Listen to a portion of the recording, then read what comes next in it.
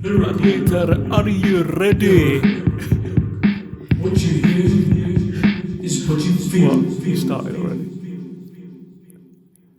Welcome to another episode of Lyrical. And those of our listeners that joined us early this week will have got a sneak preview of Paz doing an impression of, was his name John somewhere, wasn't it, from the Gladiators? It was, yeah, the referee. Gladiators are ready. Are you ready? We've just lost all of our Scottish listeners. John will go on my first whistle. Was he Iranian, was he? He started changing his accent while he was laughing. Back to business, Paz. Back to business. Hello, people. Hello. I was about to do a Michael Caine impression there as well. My name is Michael Caine, which is very apt considering the Lyrical podcast is an Italian job, isn't it? With my illustrious co-host, who I shall welcome now. Hello, Paz. Hello, John. Did I welcome you? Probably You have. did, Yeah. I think, well, I don't know. 2 welcomes are better than none, mate. Good week in Paradise. It's been all right.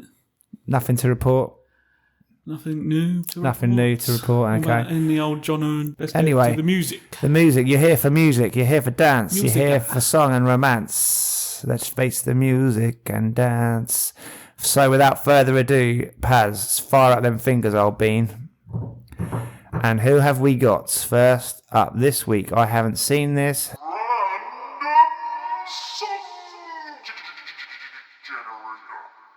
What song will we get? So we've got loads of adverts on my page. Jesus, there's about 10 pages of adverts. What's going on here? Let's refresh the page. Paz, this is good radio, isn't it? This is great. So now all the adverts are gone. Right, and I've not heard this song. She's well rated in American terms. I know that. She's not so big in the UK, I don't think. Kelly Clarkson, Paz. Oh, okay. The song is Since You've Been Gone, and it was released in 2004, November 2004. Got to number 2 in the charts, and it spent 46 weeks in the US charts. Are you aware of this track? I think I am. Yeah. Well, I'm aware of the hook. The people that wrote the track with Pink in mind, but Clarkson's A&R rep heard the track and snatched it up for the first ever American Idol. Okay, there we go. So Kelly Clarkson apparently was on the first American Idol, and was this the song she did as the winner? I guess it probably was, wasn't it? Yeah. Excellent. So let's listen to this song, and we'll return after we've listened to it with our thoughts. Unfortunately, the following track cannot be played. Search for it and see what you think. You join us hot from a editorial decision. We have decided not to review the song. Why have we decided not to review the song, Paz? Because, like a lot of people, she didn't write it. But yeah, That might give us a problem further down the line if there's anyone's songs that they didn't write. Most of them ain't written, but I think I was going to say it gives us a problem with the Joan Jett song, but we bombed her into Room 103 anyway, didn't we? So we've already dealt with her. So we've decided, as this podcast is about analysing, the story and the emotion and the lyrics behind the song, and as she didn't write that song, as it was written by a pop manufacturing outfit, she is out of here. She's in room 103 or not? Is that a bit harsh? I don't know. You're out of here. That's it. Is she in or is she out? She can just wait outside. In She's the a bit rain. insignificant. In the rain. She's not. I'm not going to send her in there. She means nothing to me. She means nothing to me. All of my letters, all of my phone calls. She means nothing to me. And here she is. So if you fire up those fingers for a second time, we'll hope we don't get a manufactured pop artist this time.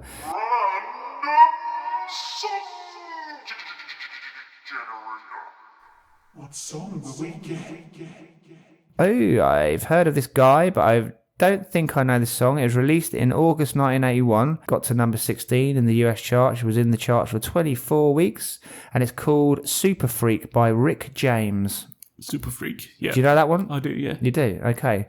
Did he write it himself? I don't know if he wrote it himself, but I think he did. We're okay. He's got the Temptations on backing vocals, apparently, but he wrote this one himself. Oh, and the song was sampled by MC Hammer, his 1990 hit, You Can't Touch This. yeah. Okay, so let's get into this one in some more detail, though. This is Rick James, Superfreak. So if you queue it up on YouTube, folks, we'll see you on the other side, unless we have an editorial meeting in the meantime and decide that we're not going to review this one either. Let's just play it. Let's just play it. Cue play button. Unfortunately, the following track cannot be played. Search for it and see what you think. Got you going, didn't it? It did. And that was Rick James, Superfreak. What did you think of that one, Pasmondo? 1981? Yeah, I like the tune. I do like the song. Do you know it? I did know the song. Through MC Hammer or through... No, I knew the Rick James one, and then I knew the MC Hammer one, and then I've heard on the radio now that Nicki Minaj is sampling it as well. So, and she's using the freaky ways on there. It mentions 2022 hit single Super Freaky Girl, samples this one. Mm-hmm. Old Rick must be coining it in. Is Rick still alive? I can't remember. Let's have a look. Can't remember if I heard He it. isn't. The estate of Rick James is coining it in. He died in 2004, aged 56. So the estate of Rick James is continuing to provide for his family after his death, thanks to his genius, which is good to hear, isn't it? Okay. So it got to... Let's have a look at his chart success. 26 in Australia. In UK, it got to... Does it say here? Maybe it wasn't released in the UK. It was. It doesn't say where it got to in the charts, but it actually went silver. So it sold 200,000 copies. Mm-hmm. Wow. It sold 500,000 copies and went gold in the United States. It got to the US number 1 in the dance charts, number 16 in the Billboard charts. It doesn't say where it got to in the UK. What's going on, Paz? Oh, well, don't worry about it. Don't worry about it. Yeah, it's pretty much exactly the same as the MC Hammer version, isn't it? It's got the same tune, bass line that he sampled, and the melody that Rick uses in the verses is the same, pretty much. Mm-hmm. Obviously, MC's put his own adaptation to it. What was MC Hammer's real name? Oh, I can't bloody remember. Everyone's shouting at the phone His right name now. was Hammer and Nails. Hammer. I'll look it up whilst everyone shouts at their phones the answer. So the first verse, Paz, if you'd like to take us through the first verse. Okay. She's a very kinky girl, the kind you don't take home to mother. She will never let your spirits down once you get off the street. Ow, girl. Sounds like a party girl, doesn't she? She's a drinker and a good time gal. Fun to go out with, but... She's a super freak. Yeah, not one you'd want to take home to meet your mother. No. Second verse, she likes the boys in the band, so she says that I'm her all-time favourite. So she's good with her words, luring him into the sack. When I make my move to her room, it's the right time. She's never hard to please. It's a party song, isn't it, really, about him copping off with girls in clubs, I think. Yeah, the groupies. 1981. Young groups. I don't know, would he have been famous at the time? Let's have a look here. He was Rick James' 5th album, so he would have been famous at that stage. Mm-hmm. So it was probably about groupies, yeah. Girls that he met on the road who were into the bands and stuff, and how easy it was for him to put them into the horizontal position via the medium of his hotel rooms. The old 1-2. Does he make any... So most of the lyrics are about him getting hold of this girl. Does he have any kind of revelations at the end that he doesn't like that situation, or that he finds it uncomfortable or anything?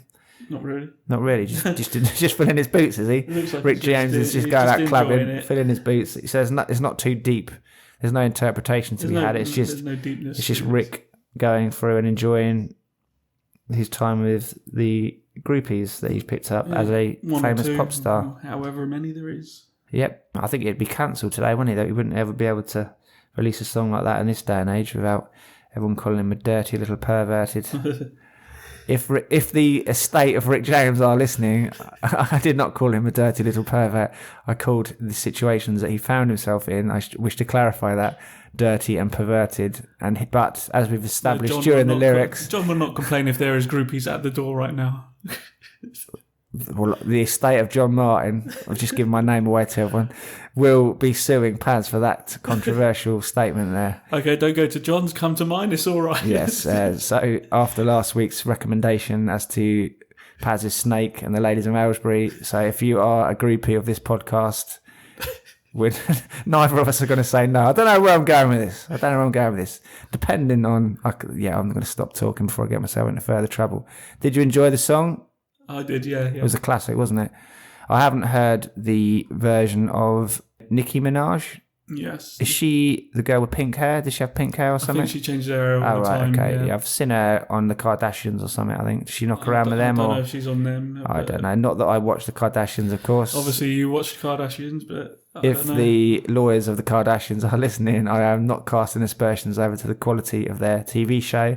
And in fact, I actually enjoyed it over the lockdown because it was a good bit of escapism. So you have watched it then? I have, yeah. It was good, yeah. That's my review. It was good. It was like during lockdown when we couldn't go anywhere. It was like a bit of escapism when all the jewelry and the lifestyle and the cars and the money and stuff. It was just a nice little throwaway thing to watch. And I can name all of the Kardashians. I can't name their kids though, so don't test me out. Okay, brother. I wasn't gonna, but okay, right. So yeah, it was a good song. I really enjoyed it. I didn't realise how close to the original MC Hammer had got. Obviously, I've not listened to Nicki Minaj's version, but you assure me that it's fairly similar to. Yeah, it's the same tune. It is, and it just passing that beautiful bass line down for future generations. Good song. You can see why it was a hit and why the people have sampled it. And this is my first time listening to Rick James. Mm-hmm. Yeah, it was a bit throwaway, wasn't it, really? The pop star of the 80s. Is he renowned as a singer-songwriter, is he? Well... In your household? In my household. He's all right. He does good, doesn't he? Yeah. What else has he written?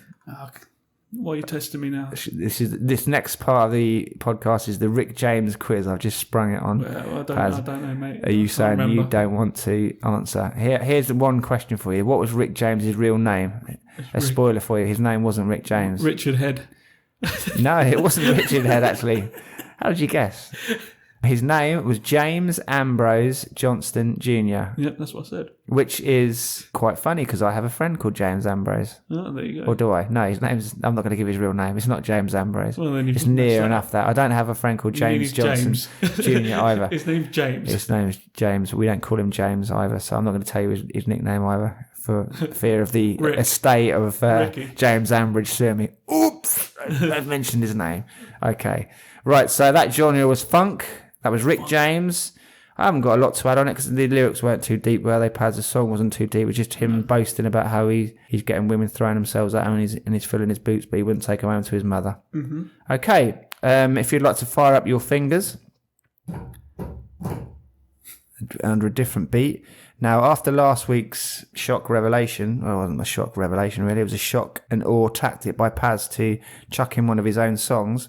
I thought I would reciprocate this week and play you one of my songs, Paz. Okay. Now, I was trying to think which of my songs to play you, but then one of them jumped out at me. So a few years ago, I was in a band called Pocket Trees, and we put out a couple of EPs and singles and whatnot, and we recorded a double A-side, and we made a video for the first A-side. In that period, the band split up. So the second song was actually the better song, which we were going to promote, and, you know, with a lot of promotion, marketing, a lot of videos and stuff. We never released it. So the better, we recorded a really good song, which is our favourite song. We all agreed that was our best song at the time. Recorded it in the studio in Kingston, I think it was. It's a little island in Surrey somewhere. You go across this really wicked studio. I should really give a shout out to it. I think it was called Stakeout Studios. It used to be called Stakeout. What's the guy's name? I'm trying to think off the top of my head. What's his name? He produced he went on to become quite a big producer in the indie scene, actually. He produced a band called Arcane Roots, who are really good. He produced and mixed their album. His name will come to me during the course of this podcast, but I can see Paz I've lost his interest here. His eyes are shooting around the room. He's lost interest in my career decisions. So I'm going to have to play this song. So Paz, here are the lyrics. Okay, thank you very much. To my song, which I revealed to Paz earlier that I can actually remember, and so I had to listen back to it a few times to check what the lyrics were. So this is a song... I've got to try and think what it's called now, haven't I? What was it called? It was called... it was Solemn at the Altar, and it was by the band Pocket Trees, written by yours truly. Okay. And I will slip it into the podcast so people can hear it at home. I'll try press and play now. I don't know if this is going to work or not. Paz, are you ready? Mm-hmm.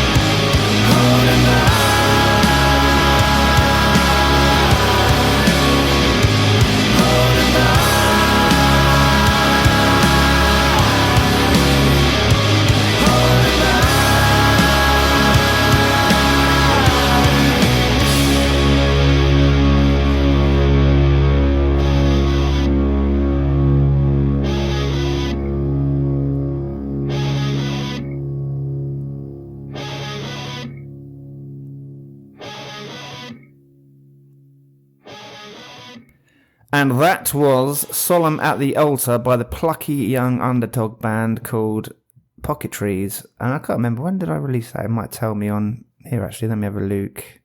Phil amongst yourselves. When did I put that one out? 5 years ago. There you go. It was released 5 years ago. But yeah, it would have been around that time. So we're on now. 2017. Yeah, 2017. We recorded it, put it out. Well, we never put it out actually. So that's actually the first airing. That is the world premiere. I've never even bothered putting it on YouTube or anything. I just kept it in my archives, ready to release. And today seemed a pertinent point to put it out. So, Paz, what did you think of the song first of all? Well, we can see why the band split up. That's implicit. That's such a weak songs and singer and the band. No, it's all right. I did like it. Obviously, you wrote it, so you know what it officially means. But, yeah, I mean, I'd be interested to see your interpretation of it. Yeah, my point of view. So you've made the altar like the main piece, but there's the first verse sounded to me like a funeral. Correct.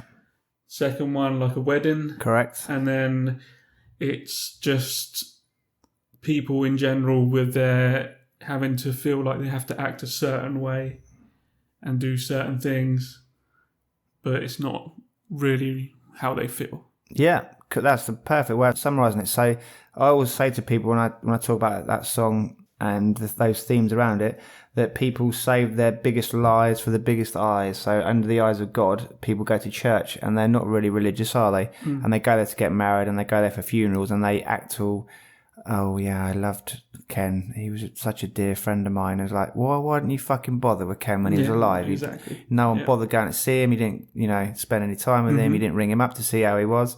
So people save their biggest lies for the eyes of God, don't they? So when they're in church, they're kind of fawning their, and the kind of guilt that they feel for not bothering with him when they were alive.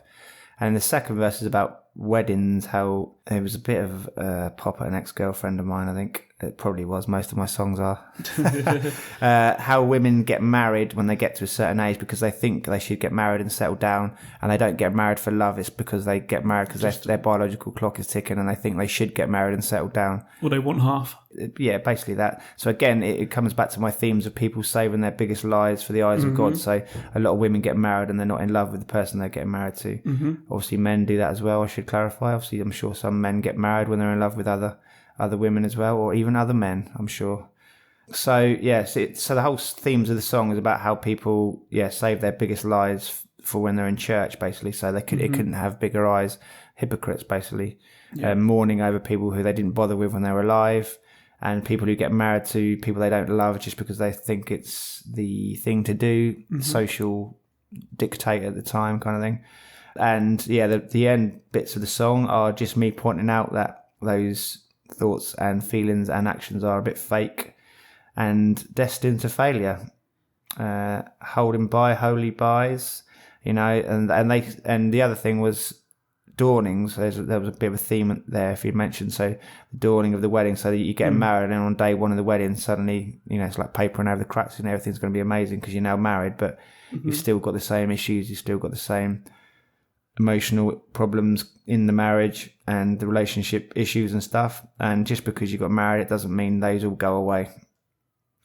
So, you said you enjoyed it. Yeah, it was. So you pretty much hit the nail on the head there. Yeah, just before when you got to the My One and Only God, that's when I think you changed. Did the tempo change as well? There was. So I brought in another riff. So that was to do with the hypocrisy of people pretending they're religious, by fawning all over the vicar so that he lets them get married at church and again at funerals and stuff where everyone's there and lying to the vicar. Oh yeah, I just haven't seen you for a while, vicar. I've been busy. I've been at the back. I've been at the back and stuff like that. Yeah, the biggest lies are saved for the biggest eyes. So under the eyes of God, people are hypocrites. The end. And as I say, one of my ex-girlfriends, it probably annoyed me at the time, probably got married, I'd imagine, looking at the lyrics. And I thought that she still had feelings for me and she was marrying someone else just because she was a certain age and she thought she should settle down and have children, which is not staying true to yourself, is it? Well, you got to let her off when she's 96. Yeah.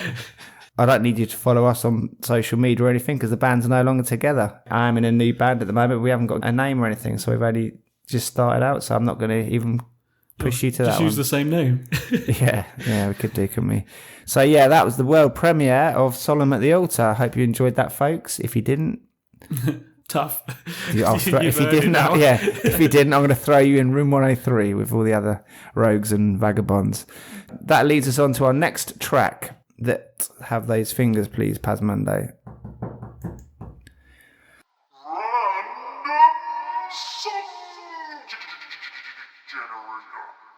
What song will we get? What have we got? We have got... Oh no, you're going to like this one, but I will rather stick pins in my eyes for the next 4 minutes. It's by the Beastie Boys, Sabotage.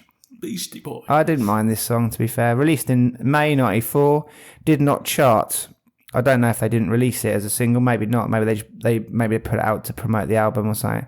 But it says it did not show up. But I find that hard to believe because it's probably their main song that they're known by, isn't it? What are the Beastie Boys songs? You got to fight for your right to party. Yeah. There's that one. There's the other one with the robots and all that. I can't remember now. Planetary. Why have you done this to me? You're making me try and think. I'm tired. Come on. You're tired, eh? What have you been doing? You've been up all night wondering why AC Milan lost 3-0 to Chelsea. Yeah. Well, okay. I know why we lost, but yeah, the referee. Referee. Right, so this is the Beastie Boys' Sabotage.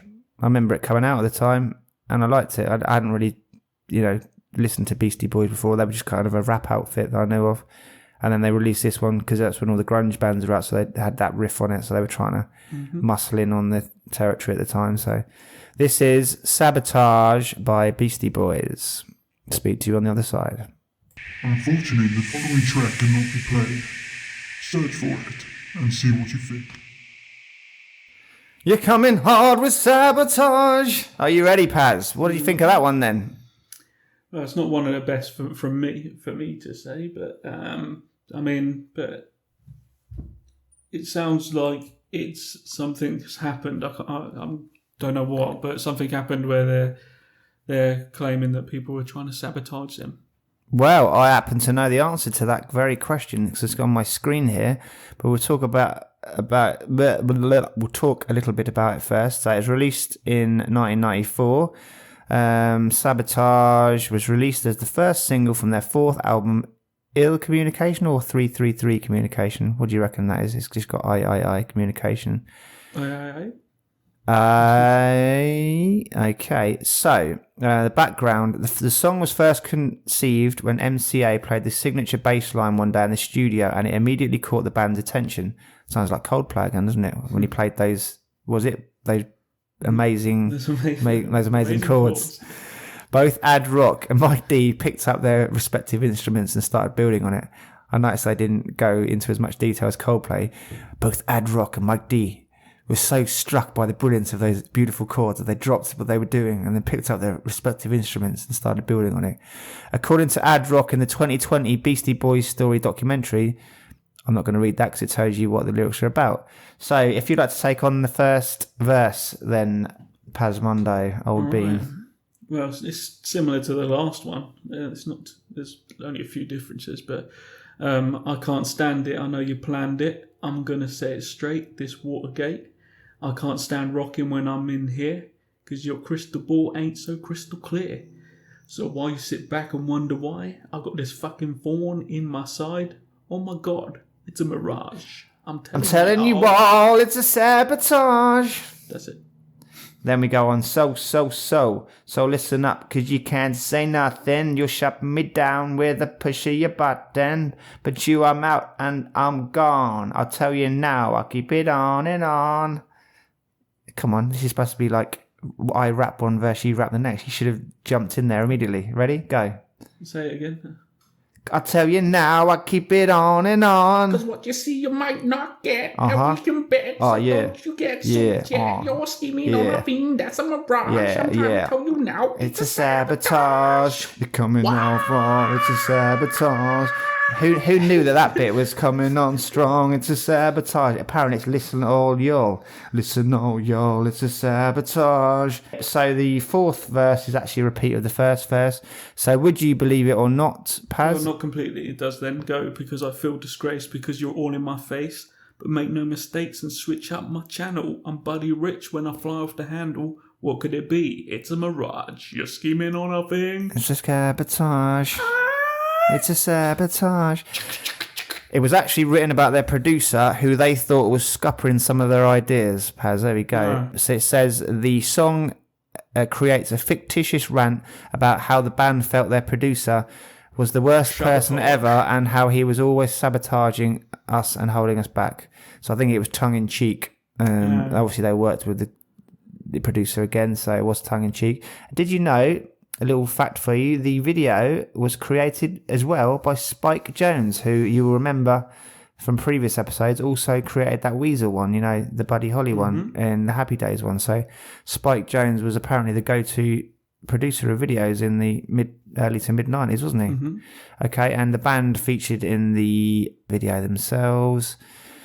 Censorship. Some scenes had to be removed when the video was shown on MTV, including a knife fight sequence, a scene in which a man is thrown out of a car into the street, and one where another man is thrown off a bridge and shown violently hitting the ground, although it is clearly visible that the bodies thrown are stunt dummies. There we go. Lovely. Here, in popular culture, the music video for Sabotage directly influenced the iconic opening sequence of the 1996 film Trainspotting.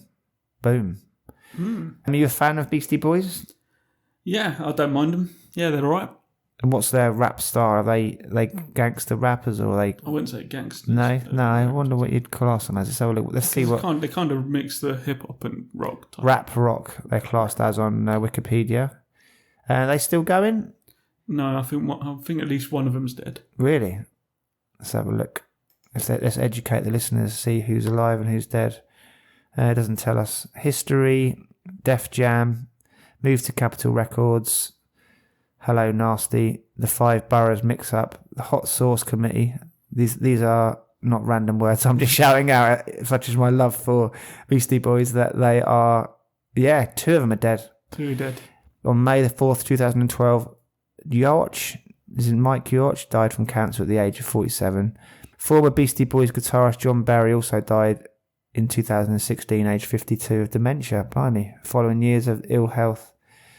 Oh, so two of them have passed away. In October 2018, Mike D and Ad Rock, the surviving members, released a memoir, Beastie Boys Book, recounting events through the group's history, and the book was adapted into the documentary I mentioned earlier in April 2020, titled Beastie Boys Story. Yeah. Directed by Spike Jonze, it premiered on Apple TV. Mm-hmm. The book and documentary are also complemented by a compilation album, Beastie Boys Music. Have you got that one?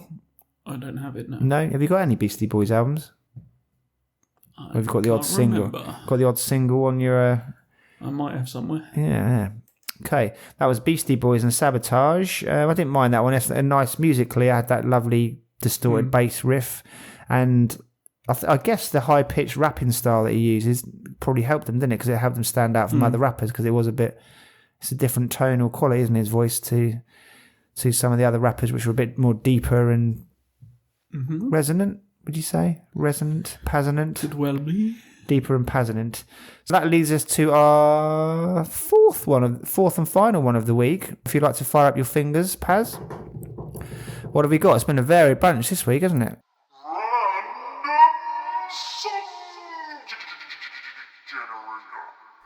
What song will we get?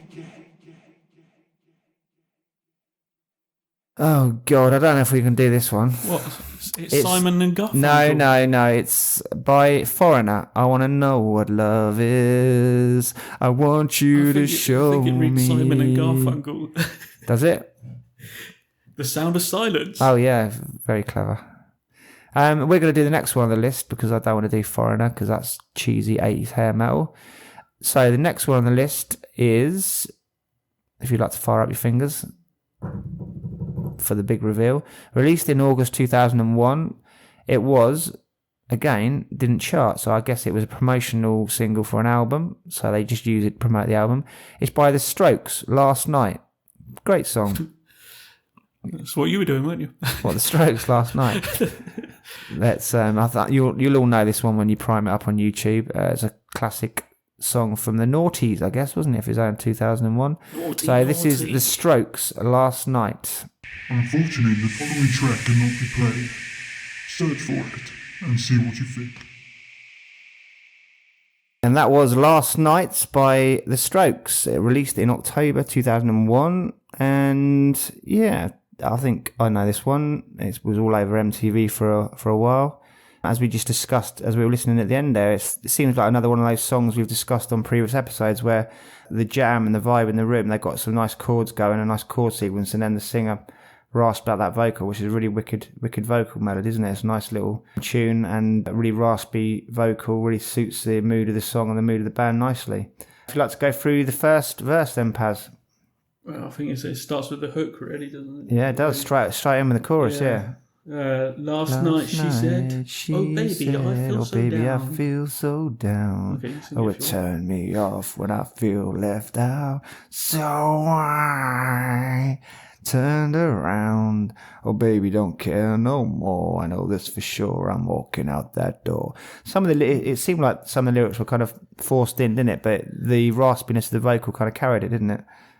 But I mean, after that that seems to be the only verse after, if you can call it a verse. It's just, well, I've been in town for just about 15 minutes now. Oh baby, I feel so down and I don't know why. I keep walking miles.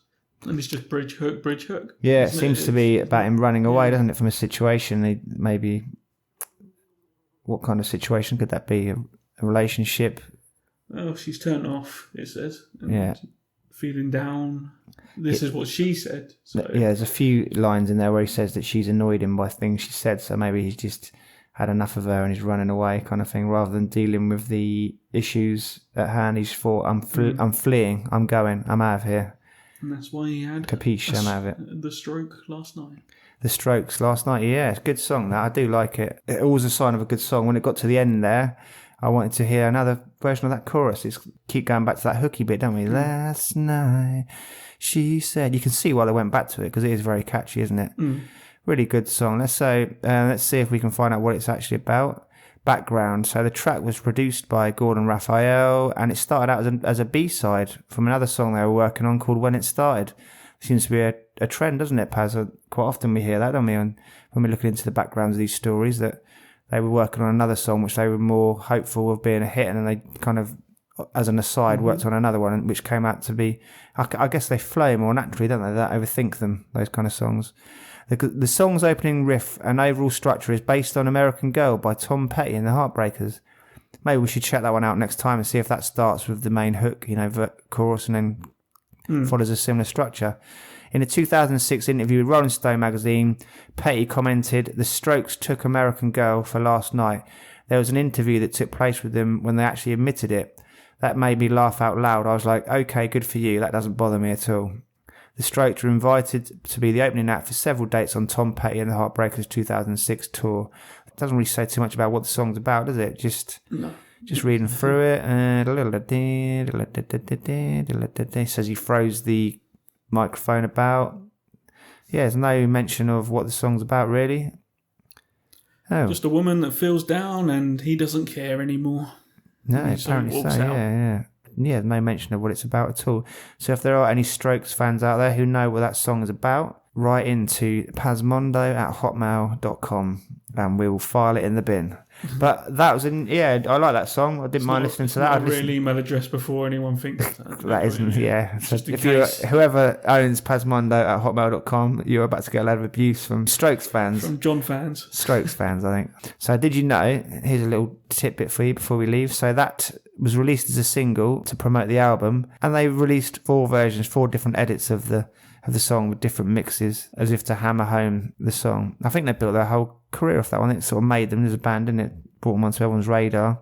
I don't think they ever surpassed that song, to my knowledge. I'm sure people will let us know at pasmondo@hotmail.com, won't they? That brings us to close another episode of Lyrical Irical. Have you got anything to add? Any of your gags or jokes from last week? Any name play? No word plays. No word play. I'll leave it to you. No viewer comments that you want to come up with? There's one that says John Shush. John Shush, and that was the edited version. And that was by Paz, was it? Yeah, that was by Paz. So we'll see you all next week, and regular listeners will know that our catchphrase at the end is. I'm not a regular listener. Paz forgets every week. Cue end credits. See you later, people. Bye bye. What you hear is what you feel.